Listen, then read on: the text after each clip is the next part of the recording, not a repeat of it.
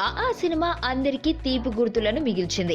Hero, heroine, దర్శకుడు, నిర్మాత, బయ్యర్లు అందరూ హ్యాపీ.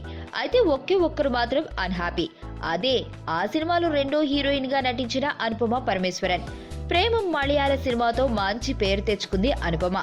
తెలుగు ప్రేమంలో కూడా ఆమెనే కనిపించింది. ఆ ప్రేమం సినిమాలు రెండింటికి నిర్మాత ఒకరే కావడంతో త్రివిక్రమ్ అనుపమను ఆలో ఓ రోల్లోకి తీసుకున్నారు. అయితే ఇది ఎలాంటి వెయిట్ లేని పాత్రగా మిగిలిపోయింది. అయితే ఇప్పుడు త్రివిక్రమ్ పవన్ సినిమా రూపంలో ఆమెకు వరమిచ్చేస్తున్నాడు.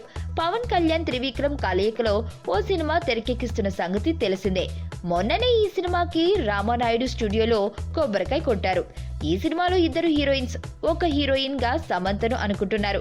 ఇప్పుడు రెండో కథానాయిక అవకాశం అనుపమకు దక్కే అవకాశం ఉందని సమాచారం. ఈ మేరకు పవన్ కళ్యాణ్ కూడా గ్రీన్ సిగ్నల్ ఇచ్చేశారని టాక్. మొత్తం మీద మూడో సినిమానే పవన్ కళ్యాణ్ తో అంటే అనుపమకు జాక్పాట్ కొట్టినట్లే లెక్క. ఈ చిత్రానికి అనిరుద్ మ్యూజిక్ అందిస్తున్నాడు. ప్రముఖ సినిమాటోగ్రాఫర్ వి మణికందన్ చిత్రానికి ఛాయాగ్రహణం అందిస్తున్నాడు. మరణం దేహానికే గాని ఆత్మకు కాదని భగవద్గీత చెప్తుంది. మనిషి బరువెంతున్నా మరణానంతరం 21 గ్రాములు తగ్గుతుందని సైన్స్ చెబుతుంది. అంటే ఆ 21 గ్రామ్స్ బరువు